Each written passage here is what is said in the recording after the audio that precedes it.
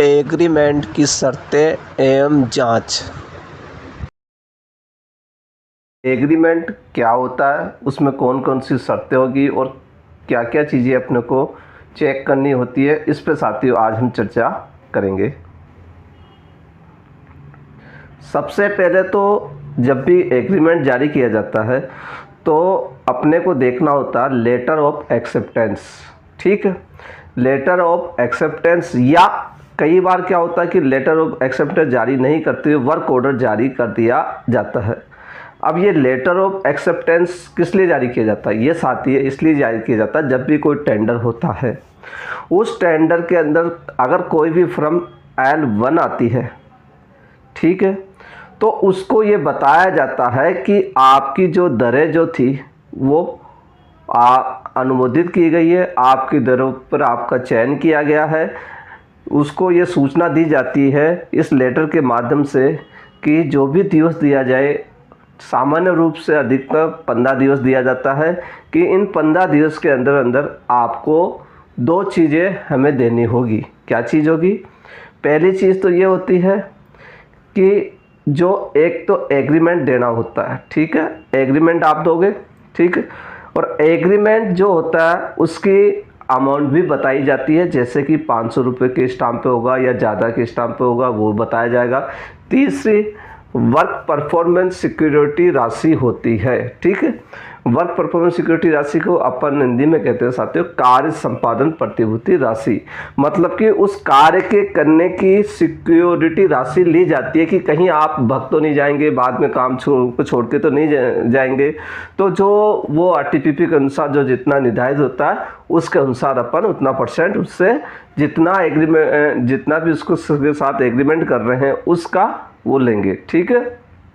अब बात ये करते हैं, मान लो कि ये चीज़ जारी नहीं करे और सीधा ही वर्क ऑर्डर जारी कर दे, तब क्या हो?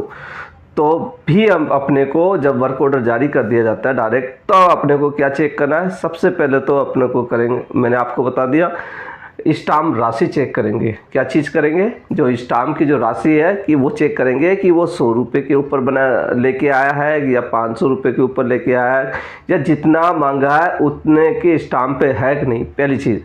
दूसरी चीज़ अपन स्थान का चेक करेंगे। स्थान का मतलब वो जो एग्रीमेंट लिया गया है वो कहाँ से लिया गया है।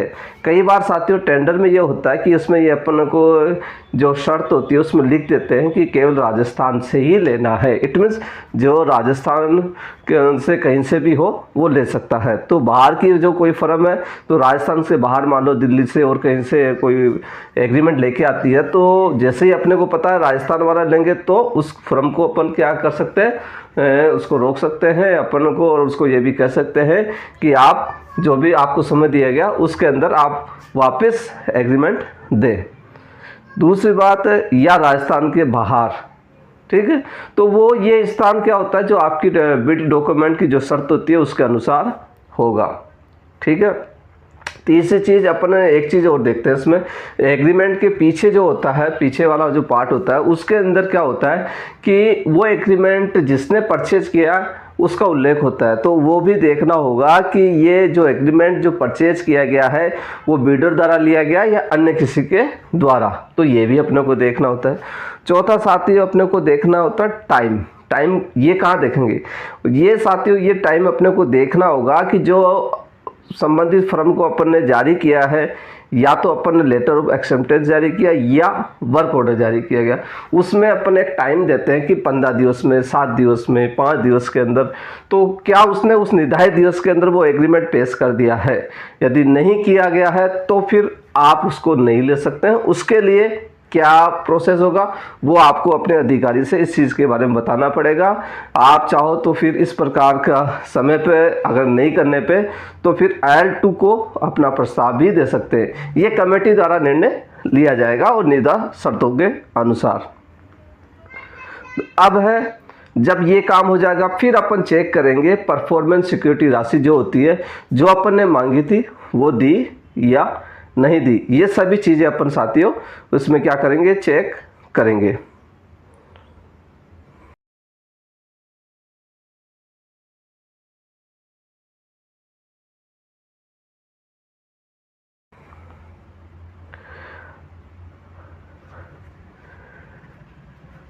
अब बात करते हैं हस्ताक्षर की।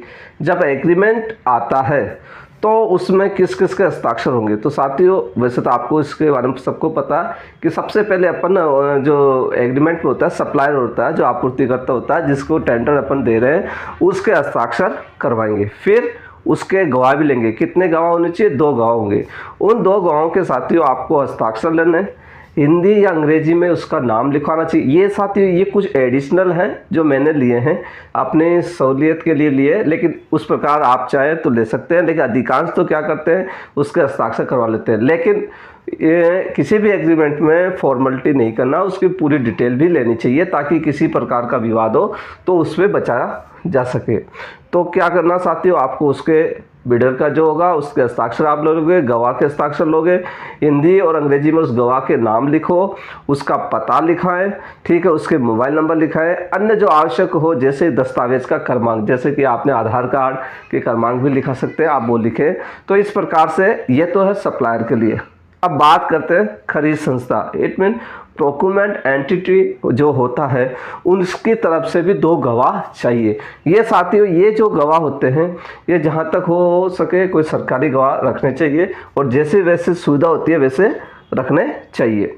इसमें भी वही कंडीशन है साथियों कि आपको हस्ताक्षर करने होंगे उस गवाह के। हिंदी अंग्रेजी में नाम, पता, मोबाइल नंबर, अन्य जो आवश्यक दस्तावेज हो आप को लिखाने चाहिए। इन सभी चीज़ों की पूर्ति आपको करानी होगी। अब उसके बाद मैं आपको ये बताऊंगा कि एग्रीमेंट में और भी ऐसी कौन कौन सी शर्तें इसमें ऐड करनी है। वित्त विभाग द्वारा दिनांक 13/5/2025 को साथियों एक सर्कुलर जारी किया गया है। इसमें सब्जेक्ट रखा गया है उपापन हेतु मॉडल सुझावात्मक बोली दस्तावेज। इट मीन्स मॉडल डॉक्यूमेंट दिए गए हैं। इसमें साथियों आपको टेबल ऑफ कंटेंट जो होता है उसमें जाना है। उसमें जाकर के सेक्शन 6 का C भाग है कॉन्ट्रैक्ट फॉर्म, ये पेज नंबर 115 पे आपको मिलेगा, ये देखना है। ये साथियों पेज नंबर 115 पे आपको एक एग्रीमेंट का परफॉर्मा इसमें दिखेगा। तो इस प्रकार का ही परफॉर्मा आप शॉर्ट में बिल्कुल रखें, ठीक है। मैंने सभी कंडीशन इसमें क्या होनी चाहिए वो सब कुछ मैंने आपको बता दिए। और यहाँ साथियों वही विटनेस वगैरह की बात इन्होंने की है। तो ये परफॉर्मा आप देख लें, इसके अनुसार आपको अपने जो भी बिड में है इस प्रकार का एग्रीमेंट प्रारूप बनाना चाहिए।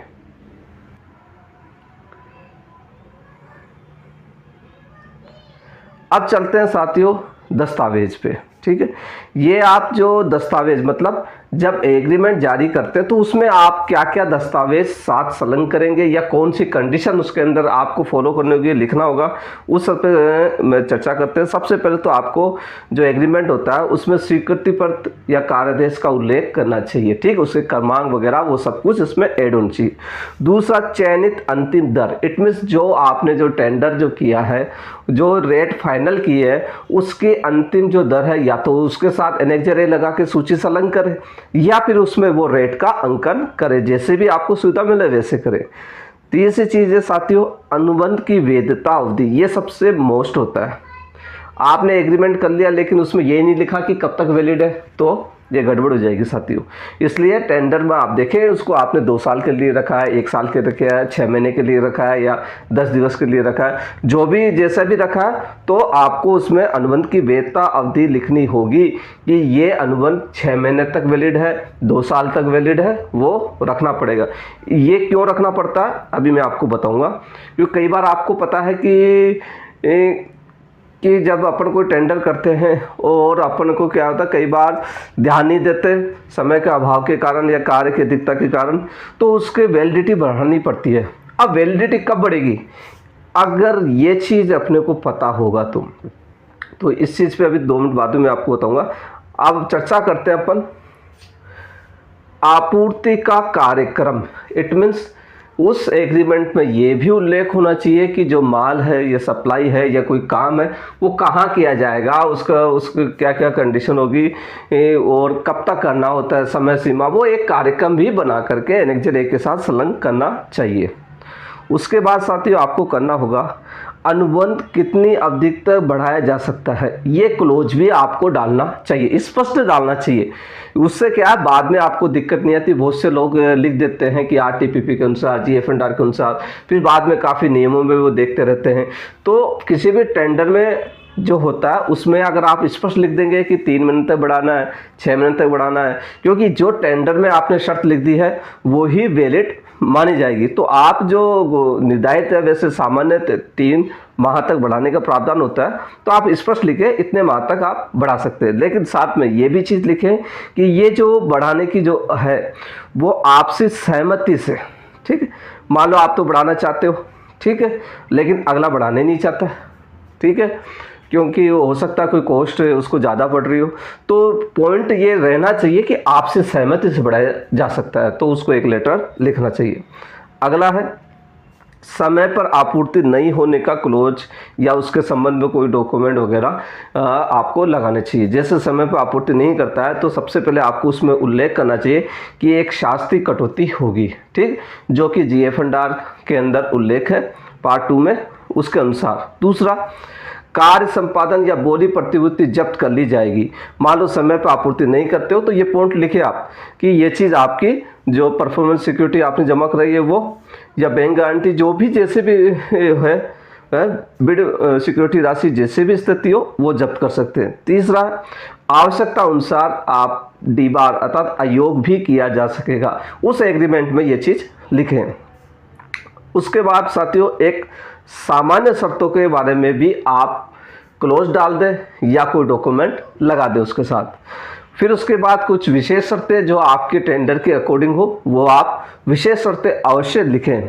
एक विशेष शर्त साथियों ये आप हर टेंडर में दे सकते हैं, एग्रीमेंट में या टेंडर में, ये मैंने सेल्फ बनाई है। इसमें ये लिखना है आपको कि निविदा की शर्तों में किसी भी प्रकार का विवाद होने पर, मान लो कोई शर्त 2 जगह कंट्रोवर्सी हो रहा है, तो किसी भी, तो अगर आपने ये शर्त रखी तो फिर आप में बचने का चांस होता है, किसी प्रकार विवाद नहीं होगा।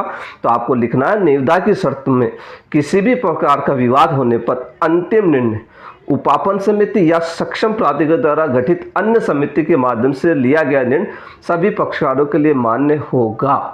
इससे क्या होगा, मान लो कई बार क्या हो जाता है साथियों, जब टेंडर जब पूरा हो जाता है, वर्क ऑर्डर दे दिया जाता है, तो फिर उपापन समिति का काम खत्म हो जाता है, जैसे वो दे दिया, तब वहाँ ऐसे मामलों में बहुत से विवाद हो जाते हैं कि अब उपापन समिति का रोल ही नहीं रहा।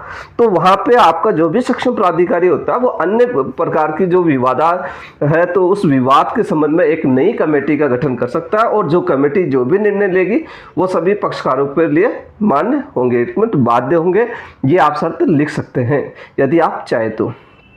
अगला साथियों, निविदा से जुड़े निर्देश। इट मीन्स निविदा के संबंध में कोई अन्य कोई निर्देश है जो आप देना चाहें वो भी आप संलग्न कर सकते हैं या उसमें नोट कर सकते हैं एग्रीमेंट में। एक पॉइंट ये भी डालना है आपको, आरटीपीपी एक्ट एंड जीएफएनडीआर की शर्तें लागू होगी एवं समय समय पर होने वाले परिवर्तन भी उस पर लागू होंगे। तो ये कंडीशन आपको सब लिखनी चाहिए। अब बात एक चीज़ मैंने अभी इसमें बताया था आपको, अनुबंध की वैधता अवधि। यहाँ साथियों कई बार आप देखना कि आपके पास टाइम एक्सटेंशन के लिए काफ़ी आते हैं कि सर टाइम एक्सटेंशन करना है, तो वहाँ क्या होगा साथियों, वहाँ सबसे पहले एक्चुअली आरटीपीपी ये कहती है कि विद्यमान दर संविदा या विद्यमान संविदा को ही बढ़ाया जा सकता है। ये एक देखो साथियों, आरटीपी में क्या जो वर्ड्स लिखे जाते हैं वो बहुत ही मतलब कि क्लिष्ट लिखे जाते हैं कि समझने में टाइम लगता है उसको, ठीक है।